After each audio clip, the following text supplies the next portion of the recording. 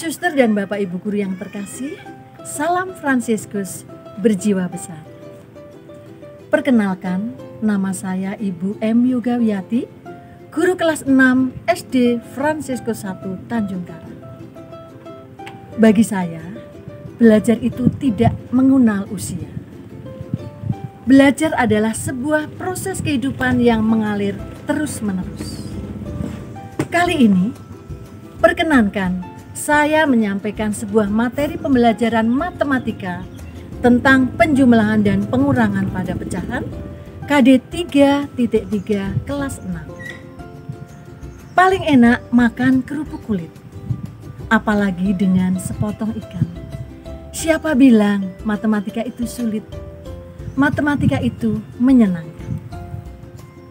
Pergi ke warung membeli bahan untuk diolah jadi makanan. Ayo kita belajar tentang pecahan, hitung penjumlahan dan pengurangan. Halo, selamat berjumpa dengan Bu Yoga. Anak-anak yang terkasih, pada pertemuan kali ini kita akan mempelajari materi tentang operasi hitung penjumlahan dan pengurangan pada pecahan. Sebelumnya kita sudah belajar tentang operasi hitung campuran pada bilangan cacah dan bilangan bulat. Kali ini kita akan khusus mempelajari penjumlahan dan pengurangan pada pecahan KD 3.3. Perhatikan ya anak-anak ya. Tujuan pembelajaran kita pada hari ini, setelah mempelajari materi tentang penjumlahan dan pengurangan pecahan, siswa diharapkan mampu mengubah bentuk pecahan menjadi pecahan yang sama dengan tepat ya. Dan yang kedua, anak-anak diminta untuk menentukan hasil operasi hitung penjumlahan dan pengurangan pecahan dengan tepat dan benar.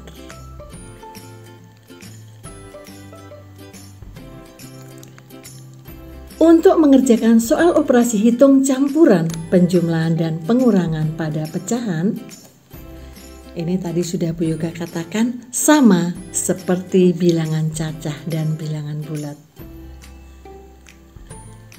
Karena kita hari ini akan hanya membahas penjumlahan dan pengurangan, maka kita masih ingat penjumlahan dan pengurangan ini memiliki kedudukan yang sama. Maka kita kerjakan urut dari kiri. Jika di dalam soal hitung campuran terdapat tanda kurung, maka operasi hitung dikerjakan terlebih dahulu yang di dalam kurung. Masih ingat?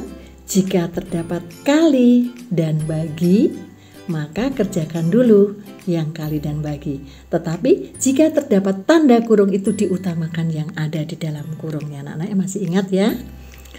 Kemudian jika dalam hitung campuran terdapat beberapa bentuk pecahan, maka langkah yang pertama adalah menyamakan bentuk pecahan menjadi sama terlebih dahulu. Ini ada contoh soal anak-anak. 1/4/5 dikurang 0,25 ditambah 26%. Di sini terdapat pecahan campuran yaitu 1/4/5. Ada pecahan desimal 0,25 dan ada persen. Maka kalau anak-anak langsung mengerjakan seperti ini akan sulit anak-anak ya. Maka apa yang kita lakukan? Langkah yang pertama adalah kita ubah semua pecahan menjadi pecahan yang sama. Karena terdapat pengurangan dan penjumlahan memiliki kedudukan yang sama, maka kerjakan urut dari kiri. Iya. Kita akan mencoba cara yang pertama anak-anak ya. Kita ubah menjadi persen semuanya. Iya, soal yang sama. 1/4/5 dikurang 0,25 ditambah 26%. Kita ubah menjadi persen. 1/4/5 itu kalau kita ubah menjadi persen akan menjadi berapa anak-anak ya? Pasti anak-anak sudah tahu dan paham, yaitu menjadi 180%. Oke, 0,25 ini sama dengan 25/100, berarti 25%. 26% tentunya kita tidak usah mengubah, sudah bentuk persennya anak-anak ya. 26%. Maka kita susun. 180% itu asal dari 1/4/5. Kemudian kita kurang 25% itu dari 0,25, kita tambah 26%. Nah, ketiga pecahan sudah dalam bentuk yang sama yaitu persen. Kita tinggal mengerjakan dari depan. 180% dikurang 25%. Itu akan terdapat hasil 155% anak-anak ya. Sudah paham semua? Kemudian kita tambah dengan 26%. Nah, berapa hasilnya coba anak-anak? 155 kita tambah 26. Satuannya adalah persen. Maka kita peroleh 181%. Begitu anak-anak ya, paham ya? Kemudian kita akan mencoba cara yang kedua anak-anak. Cara yang kedua kita ubah menjadi pecahan desimal semuanya. Masih soal yang sama anak-anak ya, supaya membandingkannya mudah anak-anak. 1/4/5 itu kalau kita ubah menjadi desimal, jadi berapa ya nak ya? Masih ingat? 1/4/5 itu desimalnya adalah 1,8. 0,25 itu sudah desimal, berarti tetap 26% kalau kita ubah menjadi desimal itu menjadi 0,26. Maka bisa kita susun. Nah, 1,8 itu adalah hasil desimal dari 1/4/5. Kita kurang dengan 0,25. Kita tambah dengan 0,26. Iya, nah ketiga-tiganya sudah bentuk desimal. 1,8 kita kurang dengan 0,25. Apakah bisa anak-anak? Bisa Bu. 1,8 itu sama artinya dengan 1,80. 80 diambil 25. Hasilnya adalah 1,55 ya. 1,8 diambil 0,25 hasilnya adalah 1,55. Kita tambah 0,26. Iya. Hasilnya berapa anak-anak? 1,55 ditambah 0,26. Iya, hasilnya adalah 1,81. Oke, paham ya anak-anak ya? Kalau dalam bentuk persen tadi diubah menjadi persen 181% ya anak-anak ya. Kalau dalam desimal 1,81. Kemudian kita coba dengan cara yang ketiga. Kita ubah semua pecahan menjadi pecahan biasa semuanya. Masih soal yang sama. 1/4/5 dikurang 0,25 ditambah 26%. Oke, 1/4/5 itu kan pecahan campuran ya anak-anak ya. Kalau kita ubah menjadi pecahan biasa, satuan kita kali penyebut ditambah pembilang. 9/5 dikurang 0,25, pecahan biasanya adalah 25/100. 26% jika diubah menjadi pecahan biasa menjadi 26/100. Jelas ya anak-anak ya? Maka kalau kita susun 9/5 itu dari 1/4/5 dikurang 25/100 dari 0,25 ditambah 26/100 itu dari 26%. Nah, Ini sudah menjadi pecahan biasa semuanya. Apakah bisa kita kerjakan langsung anak-anak? Belum. Mengapa?